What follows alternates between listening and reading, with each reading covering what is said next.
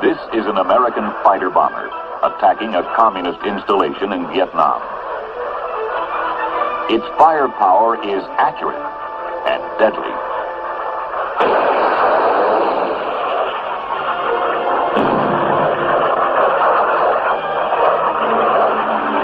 Successful air thrust into areas that have been under the Viet Cong control is lifting the spirits of the Allies.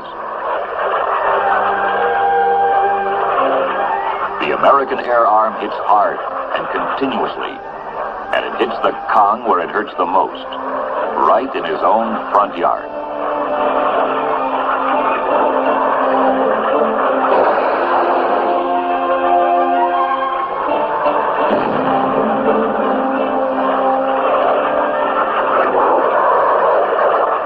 This fighter jet was designed for air support, capable of delivering bombs, rockets, and guided missiles.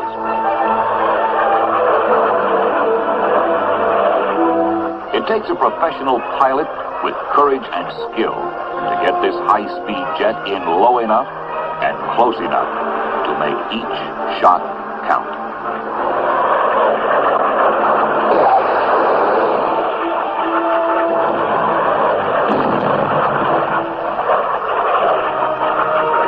The jets have made direct hits and inflicted severe damage and destruction upon the enemy.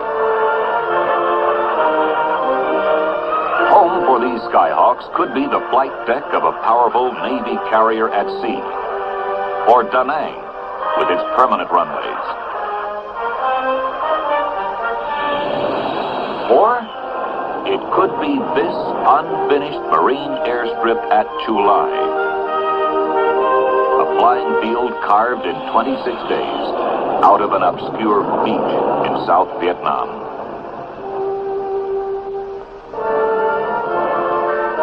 In length, it's the size of 3 flat tops laid end to end. Even unfinished, it's fully operational. This field was built primarily for Marine support aircraft. Each piece is portable. The control tower can be picked up and moved by a helicopter. The arresting gear was hauled from the beach by a tractor trailer. The runway comes in a truck in sections. It can support the heaviest transport plane. An instant airfield built to accommodate more traffic than most stateside airports. But a month ago, there was no Chu Lai. Just sand, heat, more sand. And Marine determination to build an airfield. It all started here on this unnamed beach on the China Sea. For these Marines, it's just another landing, 10,000 miles from home. To them, this was nothing new, nothing different. They've been doing it opposed and unopposed for almost 200 years. This mission, seize and defend enough real estate to build an airfield. It sounds simple. It is, for professionals. The helicopter hasn't changed the idea behind the amphibious assault. It's just added a new dimension. Marines arrive in helicopters from Navy carriers at sea, sealing the approaches to the beachhead. The object? Find the Viet Cong, engage him, destroy him, or drive him off.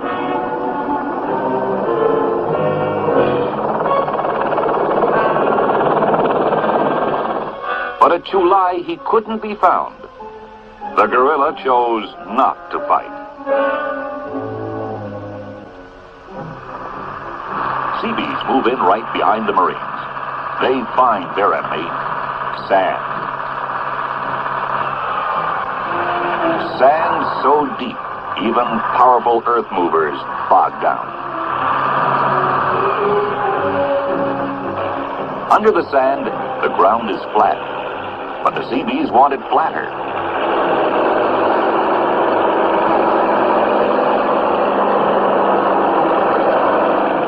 For the matting, it comes in sections. Interlocking aluminum planks that weigh 144 pounds and can stand the impact of a fully loaded giant cargo plane. This is hot, hard work. The sand is always there. The Seabees curse it, fight it, but still, it has to be moved. The entire area around the airfield has to be searched and patrolled. The Marines give themselves little rest. The Viet Cong can be allowed no sanctuary. For 2 years, this was his sanctuary. The Marines have to find it, root him out.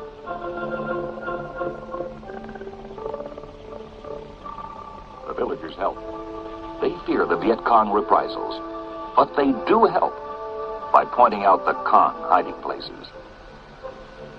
The Marines find traces of the enemy. Medical stores, communist propaganda,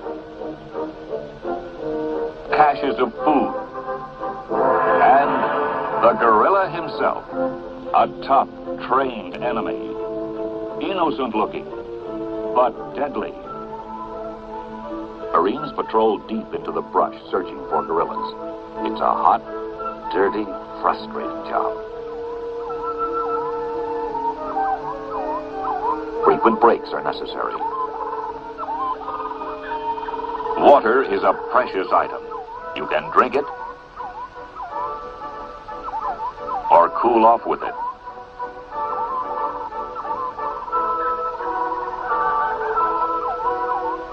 Each man carries his pantry on his back. And sometimes his meal is interrupted.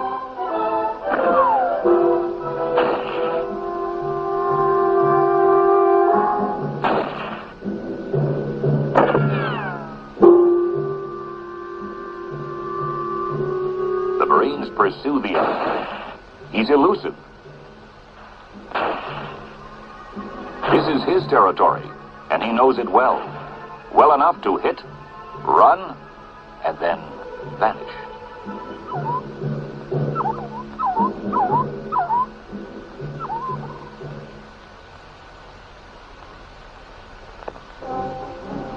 While the Marines hunt the Viet Cong, the airfield is growing. The Marines even give it a name. They call it Chu Lai. Sand hills vanish, and depressions are filled. Each interlocking panel is designed to fit perfectly into place. Almost. Hour by hour, the strip takes shape.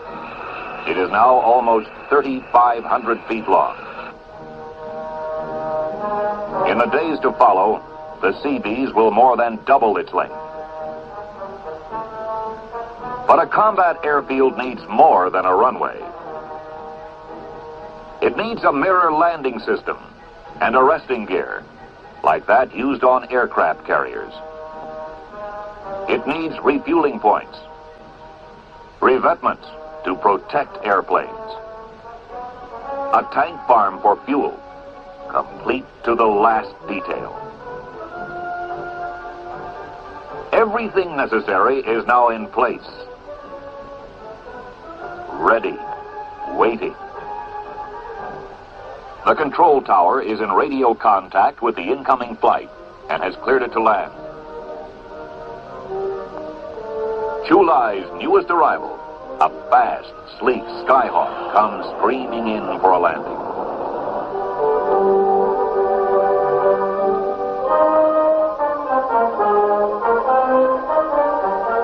These jets are only the first combat Marine attack squadrons to be based at this field.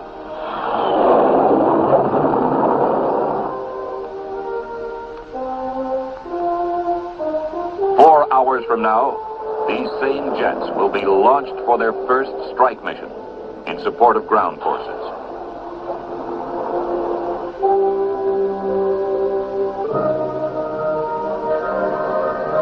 The airfield at Chu Lai is now alive. The Skyhawks have a home.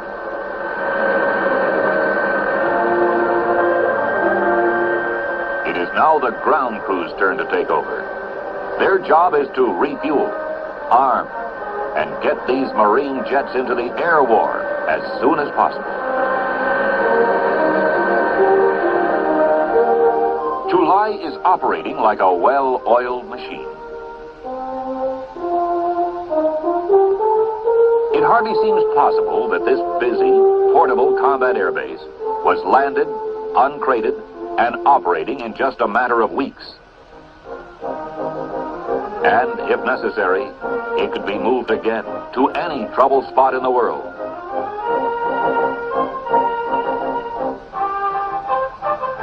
This combat airfield is hungry. Its enormous appetite consumes tons of supplies each day.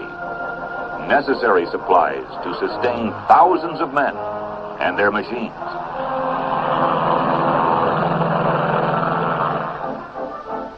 Many items must be delivered daily to keep Chu Lai operational. Fuel for jets. High-velocity air-to-ground rockets. 20-millimeter shells for aircraft cannon. And food, usually sea rations. Water, and lots of it. And most important of all, fresh replacements. For the first time in weeks, there is an opportunity to relax. A chance to really wash off the sand and dirt. And letters to write home as often as possible. Young Americans look forward to receiving a package of anything. They convert their pay to money orders and send it home for another time, another place. Young Marines soon learn the value of seemingly trivial things. Clean socks, a haircut,